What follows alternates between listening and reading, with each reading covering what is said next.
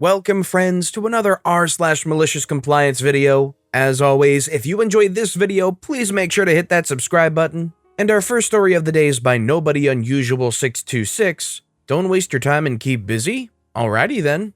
This happened back when I was in high school in my senior year. I worked as a cashier/bagger at a local grocery store. Pretty big chain in the mid-Atlantic US. I started as a bagger and then was trained as a cashier after a year. I got paid a bit over minimum wage and usually worked between 25 to 36 hours a week, mostly 7.5-hour shifts, so they didn't have to give me a lunch, just a 15-minute break which I wasn't guaranteed. It was a pretty crap job and people were always calling off. If you've worked or do work in retail, you can probably guess why. So there was usually a lot of available shifts, so long as you didn't go over on your hours. If you were part-time and over 18 like I was, you couldn't work more than 36 hours a week. At the time of this story, I'd been working there for about 3 years and was well liked by mostly everyone. I had customers who would only check out with me if I was working, and I generally just kept busy if things were slow. I'd empty the trash cans under each register, refill bags, etc. My supervisors generally had me in the express lanes on Sundays, always our busiest day, because they knew I could do the job and would do it right. I didn't want to rise to checkout coach, front-end supervisor, because that would mean full-time and no social life, so I was happy where I was.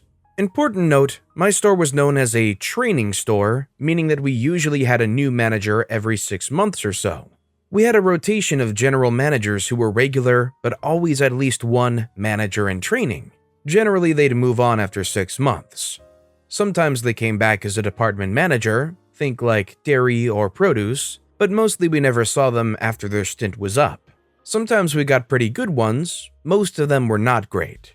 And then there was Mel. Mel was a manager in training when I started working at 15. She was/is also a lesbian.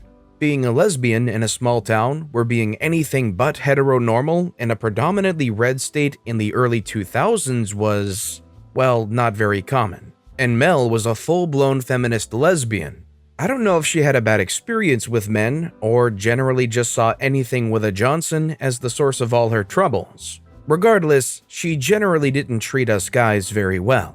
She had rotated out after 6 months, and then my senior year came back as the PM front-end manager. This meant that she was in charge of the checkout area from about 3:30 p.m. to 12:30 a.m. After about 5, the GMs generally went home, and the department managers usually left about the same time. So after 5 p.m., the front-end manager was usually the person in charge of the entire store. They could call a local GM should they absolutely need to, but they were expected to handle everything that came their way. Our story takes place on August 2007. I had turned 18 back in January. This meant that I could legally work up to 36 hours and often did. I was also known as the person who would almost always come in if someone called off. Lo and behold, on a random Saturday afternoon, I took a shift working 4 to 11 p.m. as a bagger. I told the manager that I would have to clock out by 10:45, or it would put me over my hours, which the store could get in big trouble for. They said that would be fine. I took the call at 2:30, and I clocked in at 4 on the dot. Talked to the AM front-end manager to make sure I had to punch out by 10:45, and not a second later, otherwise the store could be in serious trouble. This is key for later. I said, sure, no problem. I remember the AM front-end manager wrote it on the schedule that was kept at the front end. If you were on the schedule as a bagger, that was what you were. They could have you jump on a register if it got busy, but they tried to keep as few lanes open as they could. I was told by the AM front-end manager to jump on a register for a bit, after work rush, and then go out and do carts. I did this and promptly went outside to collect carts. It was a big lot, several acres, and people generally don't put carts in the corrals. As I was the only one doing carts and the day shift slacked off, it was hot as heck that day, there were a lot of carts to collect. I spent a good hour getting the carts back in the store. When I came back in, the AM front-end manager was gone, and in their place was Mel. Mel and I usually butted heads at least once a month. Nothing terrible, but she was known for making me do the crap parts of the job. One time, she made me pull an old cooler away from the wall to clean behind it because someone had spilled milk the day before and it had seeped underneath where the compressor was, and so smelled horrific. To despite having trained custodial staff. I'd have to mop floors, stock sugar and water, dust around registers, etc. Mind you, she never made any of the girls do this, even if they were just standing around. Just disguised and me in particular. I have no idea why she disliked me so, but she did, and it sucked. By this point, it was about 6:30. Most of the cashiers were cleaning their belts and then leaving once their shift was up. When I walked in from doing carts, Mel made a beeline for me and told me that I had to stock sugar and water immediately. Biting my tongue, I went to the back to grab a cart to stock sugar and water. This sucked because it was the store brand 5-pound sugar containers that were never sealed well and the massive 24-pack water. And while the sugar usually wasn't bad, on a hot day, the water tended to sell out quick, which meant lots of stocking. I spent another 30 minutes refilling the sugar and water. Before heading back up, I stopped to hit the head and hydrate. Once back up front, it was dead.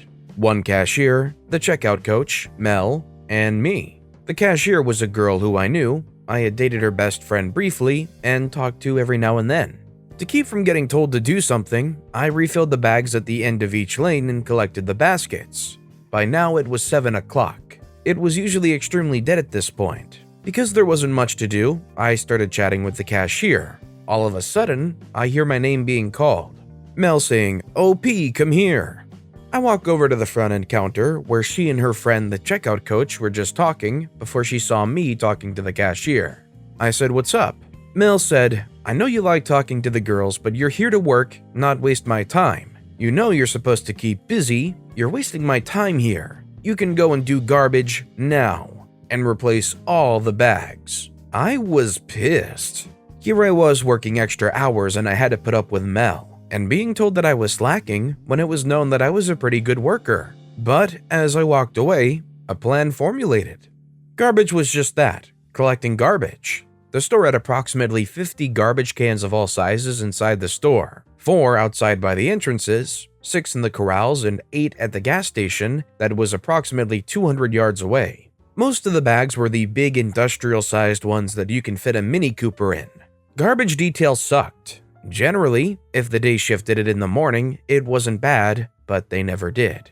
We had to use what we called the U-boats, inversed U-shaped handles to collect the garbage, which is about as useful as a tanning bed in the Sahara. You could only put a few bags on it at a time before it was full, and you had to go slow so the bags didn't fall off and rip. Sometimes I'd tie the bags to the U-boat, but that meant they were free to swing around. Because I just did the job the way they wanted, I was usually asked to do it, but only if the bags were full or ripped. Replacing all the bags, taking them through the store to the compactor, and doing a good job usually took a minimum of 2 hours, but usually closer to 3, which was part of my plan. And once you started garbage, you had to finish it, which was also my plan. Management had problems with people timing it, so they had to leave before doing half the garbage. I remember going back and finding exactly 1 U-boat free. I always grabbed a new roll of bags when doing garbage. Usually when doing garbage, I'd just do the ones nearest the compactor first, so I didn't need to put them on the U-boat. I'd just carry them back. The only department I wasn't allowed to do was the meat department, probably a safety thing with the knives and equipment. So I did all the garbage in the back of the store first, and then worked my way forward, replacing all the bags as I went. Because the bags were huge, I'd have to tie them smaller so they'd fit the cans. While this isn't hard, they needed to be tight or the bag would fall inside the can, and the can would need to be cleaned out using a hose and sanitizer. I never understood this. I eventually make it to the front end, where I go through and get the garbage from behind the front end. Mel usually watched me, like legit would turn around and watch me do garbage. The U-boat is full, so I wheel it back to the compactor, which is now full. As I was not a manager, I wasn't allowed to run it. So I had to go get Mel to run it. There was a key to keep it off, which entailed her ordering me to stuff more garbage in it without helping me. The compactor really was just a dumpster that compacted the trash. The door we used only opened to the chute. You had to be careful to make sure the compactor was retracted before adding more garbage to the chute, otherwise it could damage the machinery. That was the story I was told. Mel, being the conscientious manager, made sure that it was retracted before I added more. The snag was, the machine was slow, especially when the dumpster was empty. There was no way to see how empty it was other than listen to it, and stopped it when it seemed to be under stress. As Mel was in a hurry to get back to the front end, they ordered me to just stack the garbage in front of the door to the chute, and to let her know when I was done with the garbage, and then I could add the garbage to the chute with her running the compactor. Problem was, I was now heading outside. That was the part that took the longest, as cans next to the entrance were always full. The corrals were pretty far apart, and their cans were always full. I found a whole fake Christmas tree in a corral garbage can once. And then there was the gas station cans, which were always full. This was going to take at least an hour. It was already about 9 o'clock, if I was in a hurry, which I wasn't. Why not, you ask? Because it was Saturday night, and Saturday night meant that the local farm took their migrant workers out to do their weekly shopping and to wire money back to their families via Western Union. And this farm employed a lot of migrant workers. Think a couple of school buses worth. And where was the local Western Union station? Behind our front end.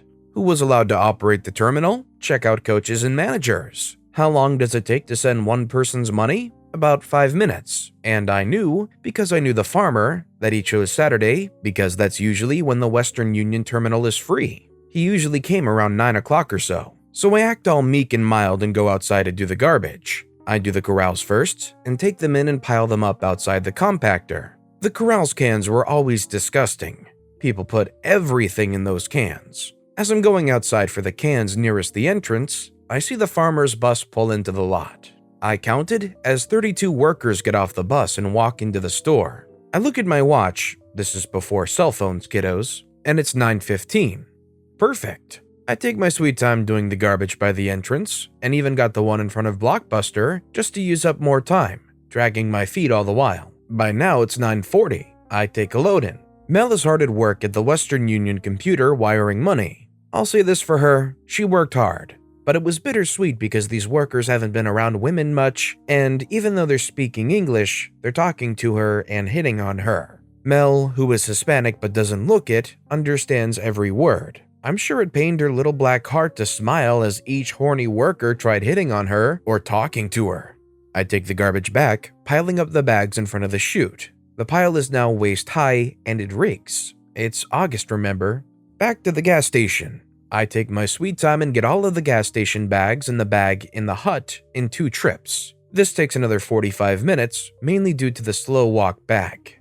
Each time I make sure to just breeze back to the compactor, piling the bags and heading back outside. I made sure one bag ripped, so I had to stop and put that bag in another bag. Don't want to leave a mess now, do we? And then take it back inside. I drop off the U-boat and clean it off. We had to hose it down, otherwise the smell would be worse. We usually cleaned it off with a hose and disinfectant, so I made sure that U-boat was really clean. I spend 10 minutes hosing it down and get it nice and purty. It's now 10:40, 5 minutes before I have to punch out. I walk very slowly up to the front end. Mel has gotten through about half of the migrant workers. The migrant workers are just shooting the bull and having a good time, not working and flirting with the cashier. Most of them went back to the bus to wait. I know some of them were not legal. I say, Mel, the garbage is all done. Mel says, what? Oh, good. Did you throw it down the chute? I say, nope. You told me to come find you so you could compact it. Mel says, just go back there and throw it in the chute. I'm busy. I say, sorry, Mel, no can do. They say, what do you mean? OP, go throw the darn garbage in the chute. I say, I can't, I need to leave. I swear she turned tomato red.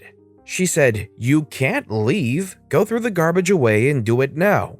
I'm writing you up for insubordination. I say, does that mean I get overtime pay? She says, what? No, why would you get overtime? I say, because I need to punch out in about a minute, or I'll be over my hours, and you'll have to explain to the GM why I have to get overtime pay. She says, you're what? I explained quickly that I was already at my max hours for the week. The AM front-end manager had cleared this with the GM that I punch out at 10:45 p.m. and had written it down on the schedule. All the while, the checkout coach is trying to ring up some of the migrant workers, and the cashier is signaling that she needs a manager's help. Mel looked like she was going to have a conniption, but she can't because my butt is covered. I punched out, grabbed my keys from my locker, and headed out the door. The cherry on top? I found out later that Mel had to throw the garbage out herself, after it had sat in the back for several hours and blocked the door, meaning that she had to move each bag at least twice. Because the bags weren't the greatest quality, many of them ripped, spilling foul-smelling garbage everywhere, forcing her to then clean the floor. Food was stored there short-term before it was moved to the shelves. Since she was always a sharp dresser, I have no doubt she had to get some clothes professionally laundered, if not just throw them out.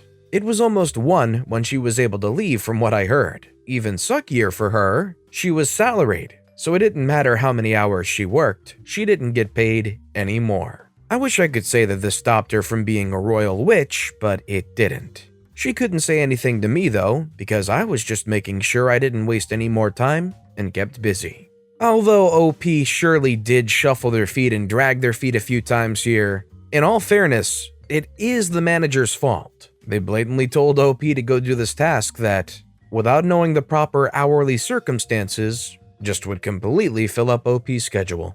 But with that being said, that's a wrap on another bunch of stories here today. As always, if you guys have any favorite videos of this bunch, let me know which one in the comments down below and why. And if you enjoyed the stories in general, if you could subscribe to this channel, it'd mean a lot to me. I make these videos daily, and it's by far and away the best way to support my channel. So no matter what you did, whether it was subscribing or liking, leaving a comment, I just appreciate the heck out of you guys. And as always, I'll be back tomorrow with even more stories right here on the Storytime channel.